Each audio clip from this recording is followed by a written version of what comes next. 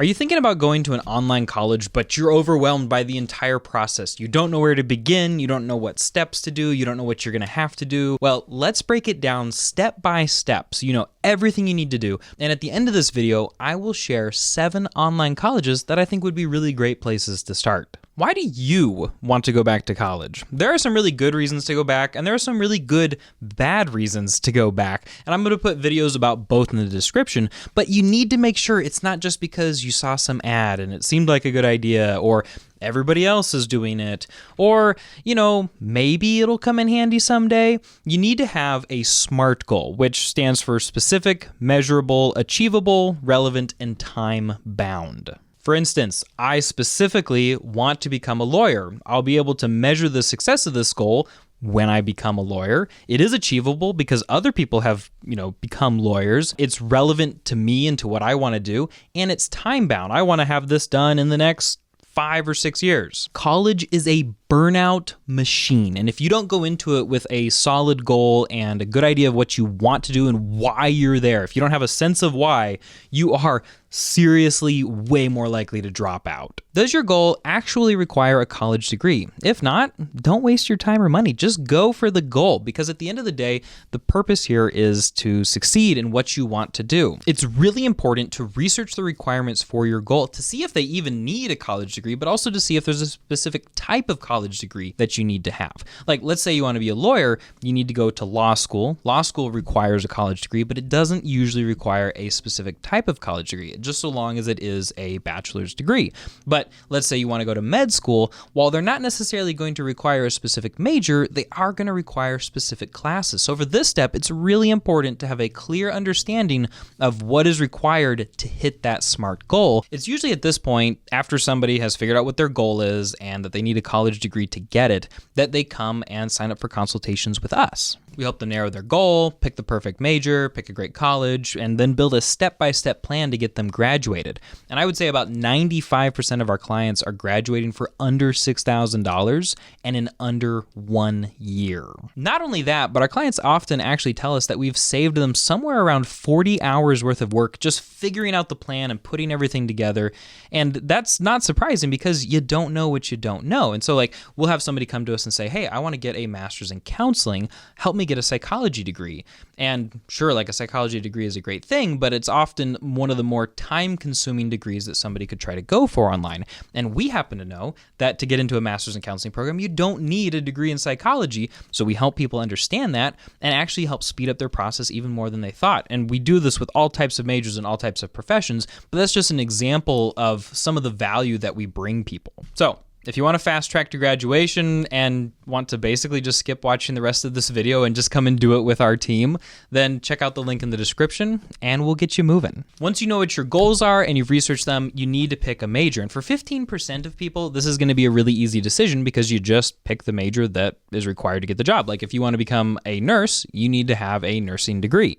But for 85% of people, their jobs are just going to require a degree, any degree, so they get a lot of choice. And my recommendation to them is just to pick something that sounds like fun and sounds like something you would feel comfortable explaining in an interview. Like imagine the people at your dream job are asking you, why did you get that degree? If you can come up with a good reason why it's relevant to the job and why you enjoy it and it makes you a better employee, then I say go for it. Next, I would do some research and pick 3 colleges that seem like really strong options for you. Do a lot of research into this. You need to figure out how much they're going to cost, if they have a good reputation, if you just like the vibe of them. If you're planning on living on campus, you definitely need to go visit campus and see if it's a good place to be, talk to professors. If you're planning to do this online, look up reviews from other students, figure out how they deliver their course material, and if their weekly deadlines are going to work with your personal schedule. And take all of the college options out there and find the 3 schools that you personally feel the best about. Because in this step, you need to transfer all the college credit that you have to the school to see what they'll accept. Now, some people don't have any transfer credit and aren't planning on hacking any of their degree with non-traditional alternative credits like CLAP or Sophia or Study.com. And so you can basically skip this step. But let's say you have credit from a community college or from AP courses or from a CLEP test you took 20 years ago. You need to make sure that the school will accept it or just see if they will accept it and then continue to make your decision on whether you want to go to this school based on this factor as well. Now, you might also be thinking, hey, I'm going to try to go earn 90 credits of Sophia courses over the next 2 months to transfer in 3/4 of my degree, or I'm going to take 20 CLEP tests and finish up 2/3 of my degree.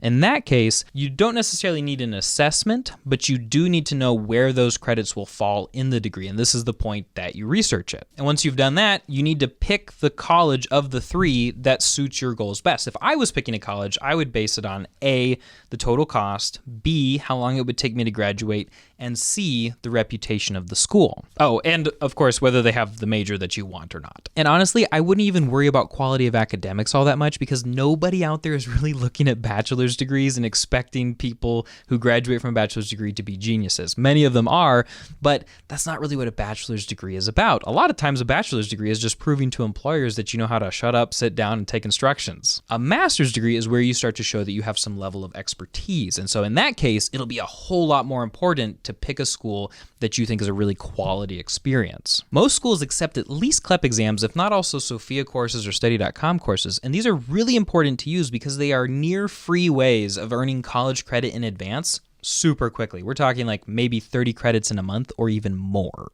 And let's say you transfer in 30 credits to your degree using just CLEP exams at, any school that you choose. Well, that has you graduating a year early, which is a bunch of saved money on tuition and student loan debt.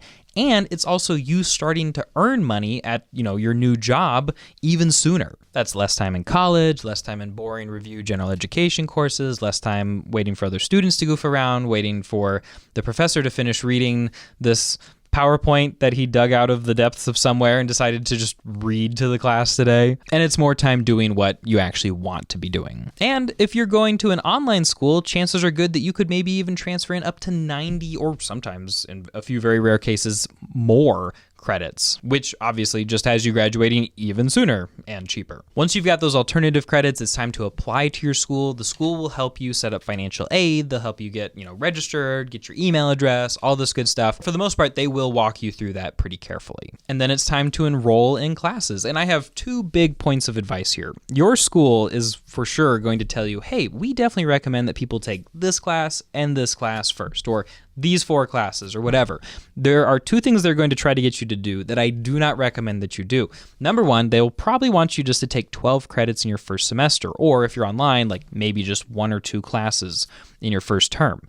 And that can be a bad idea. In some cases, it's good to ramp up and speed up and just kind of get this experience with classes before you commit to too many of them.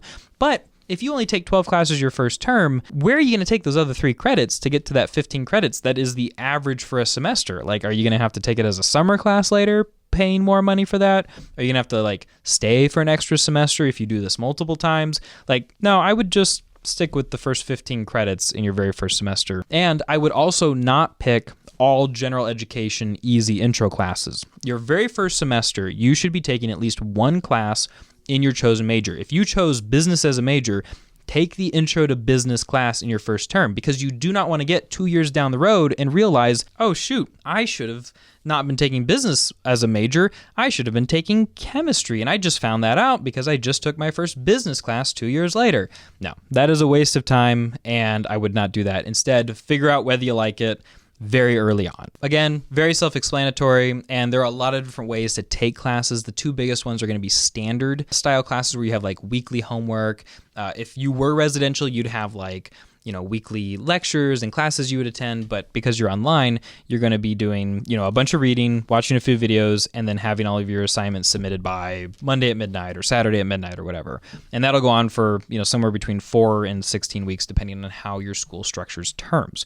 Then there's also competency-based learning, which I really recommend and really like. You basically pay a subscription for the whole term.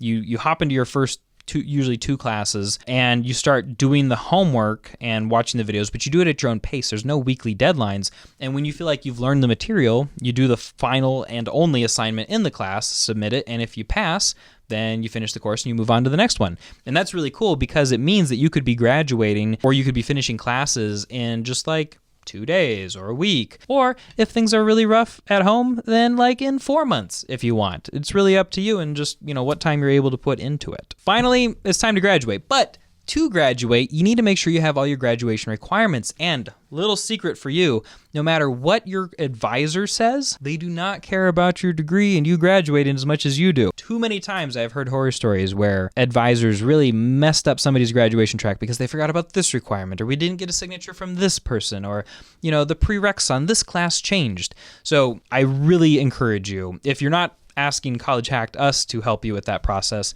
at the very least, you need to be researching it yourself and figuring out exactly what classes you need to take. You should be going into every meeting telling your advisor what is going on rather than waiting for them to potentially screw it up. And if you're checking things every term and making sure that you're continuing to be on that track to graduation, you should graduate. You'll graduate on time. It'll be great. And then you can move on to accomplishing your SMART goal. So yeah, that is basically a big picture overview of what online college looks like. If you want to find 7 online colleges to go to that I really recommend, I think are awesome schools, check out this video right here. Thanks for watching and happy hacking.